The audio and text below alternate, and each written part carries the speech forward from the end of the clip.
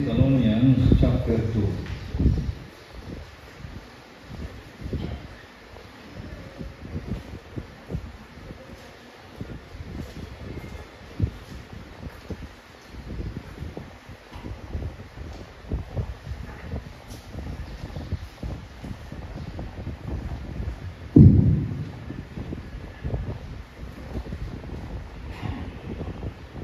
There are two verses that we need to read. 2 Thessalonians chapter 2, verses 11 and verse 12.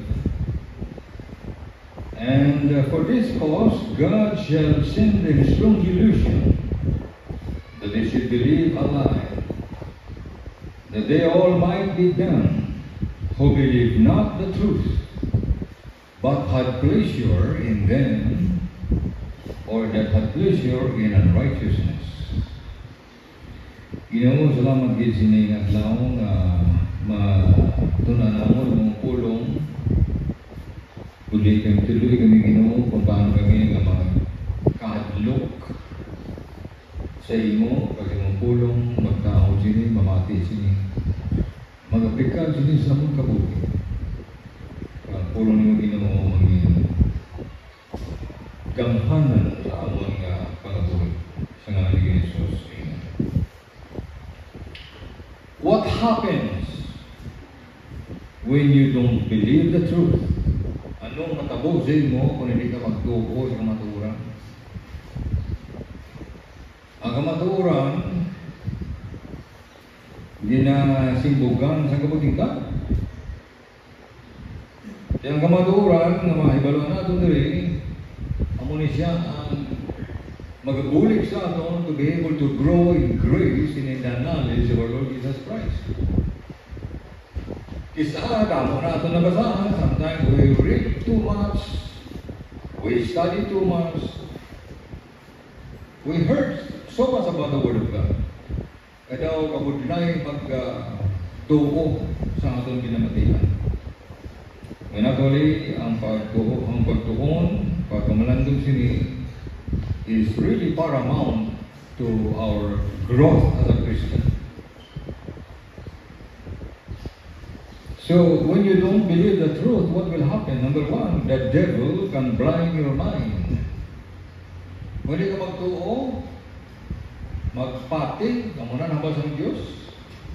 Kaya ilonggo na ito agad, believe, may magtuo, kamunan ang basang Diyos, you believe what God said. Another way, mga mag-ilong ko, gapati ka sa hinahambal sa Diyos, kaya puro man gapati, daw gisugoy ka lang, magpati ka. Pero, kung hindi ka magtuo sa hinahambal sa puro sa Diyos, the devil can blind your mind. Ang yawa naman, wala kong gintuhan to, hinahambal sa Diyos, cause niya nga mabulag ang mapauna-una. Abita, mata ang bulag. Siya ang mind ng tao kami blinded. Di kung blind ang mga ng tao, hindi siya maka-think right. Sa 2 Corinthians chapter 4, muna ang nahimo sa yawa, sinigalibutan. The devil is doing this kaya siya amo ang Diyos sa sinigalibutan. He is the God of this world. That is small g. O.D. Who is he? He is Satan. 2 Corinthians chapter 4, verse number 3. But if our gospel be hid, it is hid to them that are lost, in whom the God of this world hath blinded the minds of them which believe not the light of the glorious gospel of Christ, who is the image of God, should shine unto them. So, ang may balita, muna yan may kasana. Kaya sa karon, people are confused. How can I be saved? They are so confused na hindi sila malo kung paano ang tao maluwas. Kaya na brainwash ang tao, blinded ang tao by religion, and the devil used religion to blind the minds of the people. Masiling maluwas ka paagi sa pagtuo sa Diyos, kabuhat kumataro. Kinsakto na sa kumatian. There's nothing wrong with that. Buhat na matarong. Magtuo sa Diyos, kamaghimo sa matarong. Maghambal sa matarong. Mag-act indo sa matarong ng mga butang. Manami pamatian sa mata, pangunahuna sang tao. But to God, that is not the good news. Relihiyon na yan, nagpundar sa ato ng kalibutan. Sulod ka sa simbahan naglipay, dapat lang ako, amo na magtudlo. Sulod ka sa simbahan nagtuloy ko, amo na magtudlo. Sa barista, amo na magtudlo. So ang question, why did Jesus Christ has to come and die on the cross? Kung magtuo ka man sa Diyos, kung maging magsamayo, maluwas ka. What is the purpose? Nga mamatay ang Ginoo sa cross. Kaya makahimo ka man sa mayo, kahadlok sa Diyos. Maluwas ka. Nga manaw ko na sa duta. Kaya hindi ang tao makaluwas ang ginawatan niya sa pangalan ng Diyos. Isaiah 64 verse 6, all of our righteousness, na tumatarong ang buhat, is as filthy rags before God. Tanang-ta na matarong ang buhat, kaya isang mahigko na trapo, lapat. May ilang kong trapo sa kamunta na, kung trapo China, kung trapo na sa grass, sa sa imong grahe. Nagkiko. Siya mo representa mo sa Diyos. So, mabudlay nga mga Islam na ito kauna-una when it comes to salvation. That's why ganyan mo natin rin nga magmaathap ito kauna-una nga ang kaluwasan, iya sa Diyos. Salvation is of the Lord. Nag-provide ang Diyos at ang kalawasan na kumapatay ka sa langit ka makagto. Kaya si Jesus nagbayad sa mga sala sa cross ng Kalbaryo. What you need to do is to accept Him na mo nagbayad sa mga sala. Receive Him kaya mo na sanang gipadala sa Diyos. And,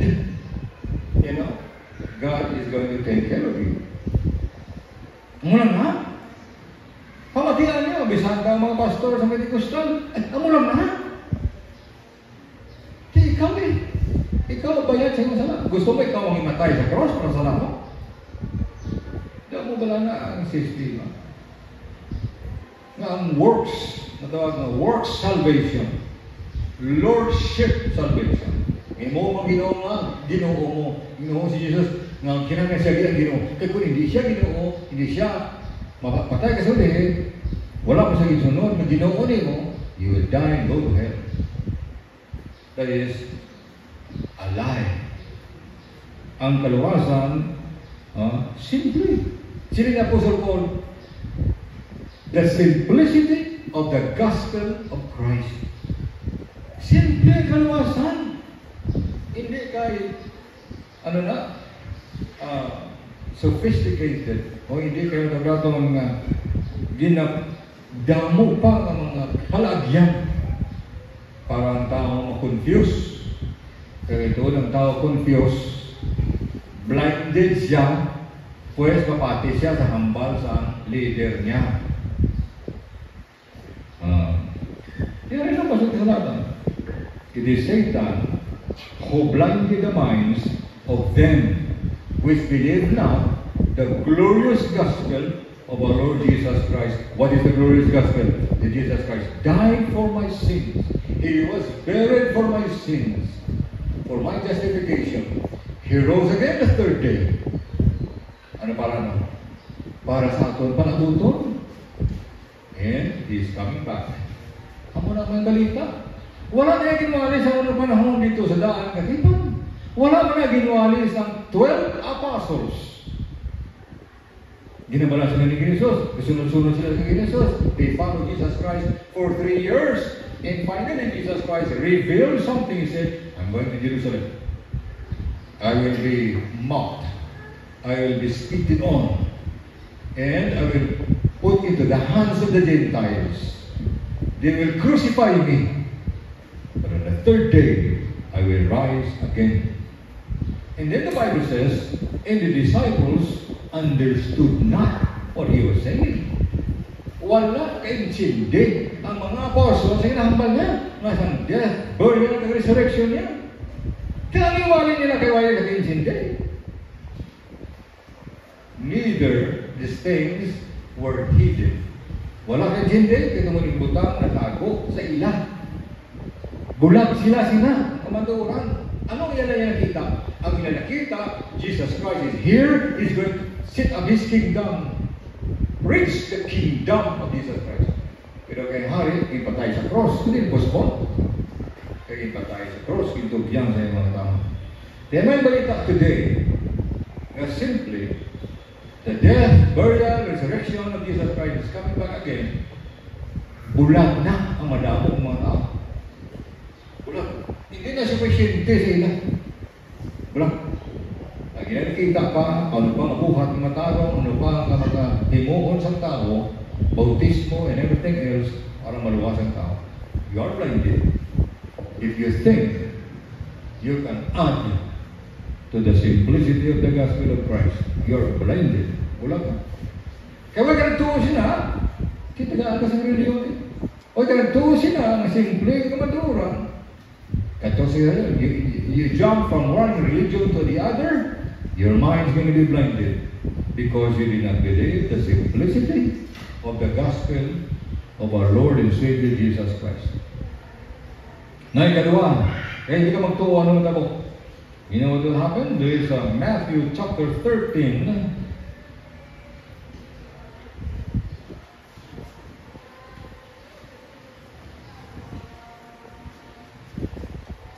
Matthew 13, verse number 13. Let's see here.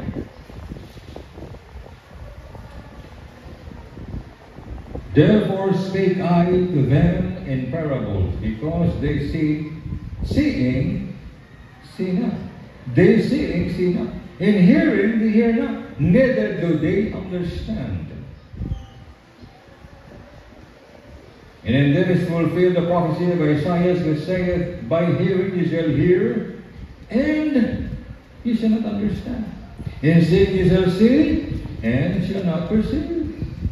For this people's heart is waxed gross, and their ears are dull of hearing, and their eyes they have closed, lest at any time they should see with their eyes, and hear with their ears, and should understand with their heart, and should be converted, and I should heal them. So, from ano po ito pulong? If you don't believe the truth, God can conceal the truth. Kung hindi mo lang pagtuhan ng maturan, simple na, tapat ka rin na sirhan sa Diyos. Sirhan. Hindi mo naman naidihan. Oh. They could see, but they could not perceive. Mabatian mo, pero hindi mo maintindihan. Mabasa mo, pero hindi mo manahangpan. O, di ba? Muna katapos na po ito. Kaya kitapat nga din sirahan sa Diyos. Kung nagapatid ka, kaya mo tinipos God is going to conceal His truth from you. Number 3, God can lie to you through a preacher. Believe it or not, God can lie to you. Ang Diyos makahatag sa kabutigan sa imo pagi sa preacher. Manubali. Natabo na isdaan ng ipan sa Ezekiel chapter 14. Ezekiel chapter 14. Hindi niyo makita na dyan, no? So, I'm going to read this. Ezekiel 14, sa verse 7. For every one of the house of Israel, or of the stranger that sojourneth in Israel, which separateth himself from me, and sitteth up his idols in his heart. Di ba isang idol sa tao? Sa iyang heart. Ang pagsimba sa idols, di ba isa? In your heart. and putteth the stumbling block of his iniquity before his face, and cometh to a prophet to inquire of him concerning me. And notice this, I, the Lord, will answer him by myself, and I will set my face against that man, and make him a sign and a proverb, and I will cut him off from the midst of my people, and ye shall know that I am the Lord. And if the prophet be deceived, which he has spoken a thing, I, the Lord, have deceived the prophet, and I will stretch out my hand upon him, and will destroy him from the midst of my people Israel. And they shall bear the punishment of their iniquity. The punishment of the prophet shall be as even the punishment of him that seeketh unto me. So, dili no, kahambal ang Diyos na sarang niya na maggamit ang tao, sarang niya maggamit ang false pastor, ang false prophet, nga magwali, magtudlo, sang mali na pagtudlo, kag butangan niya sa pagkudikan, itukod niya ang mali pagtudlo. He's going to allow those preachers who preaches false gospels para na sa imo na mag-deceive ka, kaya hindi ka magpati sa kamaturan. Di ka na mo sa kalibutan sa mo. Tangan reliyon, sobra 6,000 ka mga reliyon sa kalibutan. Mayroon pa gani nga the Church of Satan. Can you imagine nga ang tao is so blinded that he will go into the Church of Satan? Sa California, they have this church. Building, may nga na, may karatula na. Sagwa, karang Free Baptist Church, ila yung Church of Satan. Simba ka na? Ang simba nila, alas 12 sa gabi. Di mabugtaw ka, alas 12 sa gabi ba ito? Madala sila sa dugo sa virgin. Kaya sa ilang magsimba, ihalat nila kay Satanas. Kagang climax sa ilang magsimba was all sexual orgies. Gisulat ina sa ilang Bible. Wala ka mo, you are not privileged, but I am privileged to hold na uyatan ko mismo ang Satanic Bible. Gisulat ni Anton LaVey, dala sa classmate ko, ito sa Imaras ng panahon sa eskwelahan. Padayaw-dayaw niya sa akin, kadala niya ako ng pastor. Ngayon, kita ka sa the Satanic Mass, Satanic Bible. But people are so deceived, they still go to the Satanic Church. The Luciferian Church. Gamiton sa Diyos ang kabutigan. Kung magpati ka sa ila. Sarap hindi magamit na. Di ba? Ang Diyos ginamit niya si Pharaoh sa unang panahon. Kasi Pharaoh, ginapatiga niya. He hardened his heart. Tapat ang ipatiga. Pag isang Diyos, tingin pusoon niya. Ngayon, hindi niya pagpasugtan ng Israel na maglakat, maghalin sa Egypt, puli dito sa Promised Land. So, ano lang yung sa Ginoo? Gusto mo nga mahulog ka sa lahat? Bayan ka sa Ginoo. Gusto mo nga magkalang ka? Hindi ka magdirigta, magpangita sa kamaturan? Sana magamit siyang Diyos. Sabihan sino lang magpakalang sa inyo. He's going to deceive you. God can lie to you. Kaya tanang butang, sarang na matubod sa Diyos. Sa ato ng kinabuhi. Now the last, sa 2 Thessalonians chapter 2, there is a verse number 11. And for this cause God shall send them strong delusion, that they should believe a lie. Why? Because the Almighty God who believed not the truth, but had pleasure in unrighteousness. So ang Diyos madala siya sa strong delusion. You know, delusion, another word is disillusionment. Meaning, hindi mo na makita kung ano oras. Confused ka na. Amo na napadala sa Diyos, hindi ka na yakita, hindi ka na kabalot, hindi ka na kalisin ko yun, hindi matuhod, hindi na balik. Kaya din, tagaan sa Diyos ang confusion, libog na ulo mo. Diyos mismo, ang nagbutang na sa iyong buhay. Why? Kaya hindi ka magpati sa simple nga matura. ginasimba mo halos ang preacher na nagpatalang sa imo. Kaya to you, hindi na yung pagpatalang. It is all truth. Pagkilalanin mo doon. Ay mabotong adlaw diri ang mga tao will be left behind. Sini ang Apostol Paul sa pag-submit sa Ginoo sa rapture, ang mabilin ng mga tao sa kalibutan. They heard so much some gospel of the grace of God. Now here comes another picture. May magawali na sa ginharian. May magawali na sa works plus faith. Faith plus works. Pagtuo sa Diyos, maghanap sa Diyos, kag mag-hold on, mag-overcome. Di ma-confuse sila, ay, sa una, hindi na mo ginawali sa mga pastor. Hindi na mo ginawali sa, simbahan to, gatoan ko. Pero na naman.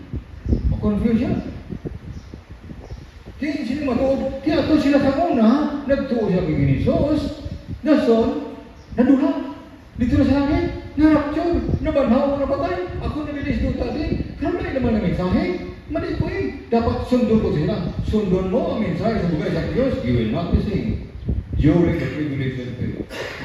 Masinig ka nga, ay di ko no, ang bugay sa Diyos ang kalasaton, so bisa magpamarka ko. Hindi ko may gano'n. Today, bisa magpamarka ko. Bisa kulitan pagtanggrihan. I will not go to hell. Because I am saved by the grace of God. Pero dito kasi ng panahon, confused ang tao. They heard so much about the simplicity of the gospel. They thought, nga mo gihapon ang mensahe. No, gina-change ang Diyos ang iyang dealing. God changes His dealing. God changes His message. God will change the way He saved people. Is it? Sa tribulation period, ibalik ito ang requirements sa daan, kalipan, sa kasukuan, and they have to overcome. Mga budlay ka. Subong hindi ka mabudlay. Hindi ka mabudlay. Kaya ang kalawasa is all by the grace of God. So, ang tao man na siya, confused. Sino ba tiyon niya? Ang wali sa kami 44,000, ang wali sa mga tao dito sa sining na mga angels, sa sining panahon, sa tribulation period, o kung ang wali sa unang panahon to. Tiyan ko gani, correct ko sila siguro niya. Kagikuha sila sa Diyos. Mutpatihan mo, you will die, and you will go to hell. Why? Kaya himuon mo, kasi mo simple kalawasan. Maluwal ka gihapon, di mapanamero ka sa Antikristo. Hindi ka magpangabuhay sa mga tao. Sa total, maluwas naman gihapon. Ang muna naman lang kasalanan, God is going to send them strong delusion that they will believe a lie. The gospel of the grace of God will become a lie during the tribulation period. The message, the gospel that is going to be preached during the tribulation period is a lie today. Kabutagan, kabutikan sa mo, hindi mo pwede mag-mix ang kalawasan, ang pag-hold on, ang pag-overcome, ang gutong maluwas ka. Because you do not rightly divide the word of truth.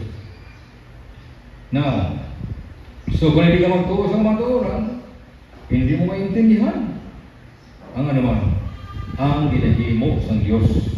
You will not understand what God is doing if you do not believe the truth. And you will remain lost unless you believe the truth. Tapos ang versikulo at magbasa mo kita diri sa Hebrews chapter 3.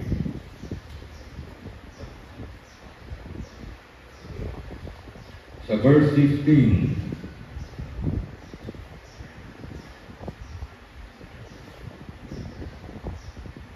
Why did he say today, if you will hear his voice, harden not your hearts as in the provocation? For some when they had heard did provoke. Howbeit not all came out of Egypt by Moses. But with whom was he grieved 40 years? Was it not with them that had sinned, whose carcasses fell in the wilderness? Into whom sware he that they should not enter into his rest, but to them that believe not. So we see that they could not enter in because of unbelief. So muna mo ito, no? You will remain lost unless you believe. Ang mga Hudiyo, they were kept out of Canaan because of unbelief. Ang mga Hudiyo na ito, ang apo ni Moses, are you listening to me? Ang tanan ng apo ni Moses, nagkalamatay sa wilderness. Let us say 3 million. 3 milyones ng mga tao, kabataan, na halin sa Egypt, nag-star sa wilderness 40 years. Tanan kalamatay sa wilderness, except sa kay Joshua at Caleb. Dua lang. 3 milyones, dua lang. Ang nakasulod sa lutang saan, na nakatabok, subakaw na, ka nag-star sa gintulis ng Diyos ng lupa. Tingnan na nagkalamatay sila. Simple rason. Because of unbelief. Hindi magpati, hindi magtuo, ginambas ang Diyos, paagi kay Moses. In John chapter 3, verse number 18, he that believeth not the Son is condemned already. Believeth not. Meaning, kung ikaw magtuo kay Jesus, kondinado ka ng nadaan sa mo. Yun ang kondinado, condemned criminal. Di ba, may pelikula? Condemned. Kondinado. Mga tao nakatay, ganapak. Gahamal. Sumbi. Amo na itsura mo sa bangas ng Diyos. Daw sumbi ka, buhit ka, pero patay ka. Kaya huwag ka tuo sa Diyos. Nagtuo kay Kristo Jesus. He that believeth not on the Son is condemned already. Hindi na halatan pang patay ka, pagberno ka. Subungadaan. Subungadaan ka kahambal ka, mga buhay ka. You know, have your being, you move, you eat. Katukat sindahan, kasi kaya sarap yan, upod mo mga patay. Mga kondinado. Amo na. Dahil kinalan ka mabuhiyon sa Diyos. Kaya sila sa malang kasulatan, by His Spirit, we are quickened. Ginabuhit na sa Diyos. Buhit ka na yung relasyon sa Diyos. Manami na yung matsura. Buhit ka na sa mga Diyos. Kaya ginbaton mo, si Jesus, kinbutan sa Diyos, ang balang Espiritu sa pagkabuhit. You are now alive before God. Simple lang. Kung ikaw to, you are condemned already. Kondinado ka na sa mo. Kung ikaw to kay Jesus. Mag-igangay ka sa mga nasyon ng Israel. Papatay ka lang. Yung mga carcasses, yung mga pangkay, yung mga lawas, yung magkasuta. That's it. Panawon sa Diyos, yaboy, hindi lang tulay. At today, kung patulog sa Jesus, hindi mo tingin puso mo, wala pa rin mo nabaton siya, you are going to be made alive by the Spirit of God. Ginawa salamat din sa pulong natin para dumdumin mo sa amin. Hindi kami gido dapat magdugot, mag-alaw sa yawa, magpatigma sa mga ituso, sa mga bulahan at kamaturang, pinapahayag mo sa mga pulong. Buksin mo ang mga mata, ang eyes of our understanding, ang good maintindihan mo ginawa ang pulong nito, mabato na mo ini, na mag-resulta sa maayong kinabuhi sa iyong tabangan, sa mga Panginoon Hesus. Amen.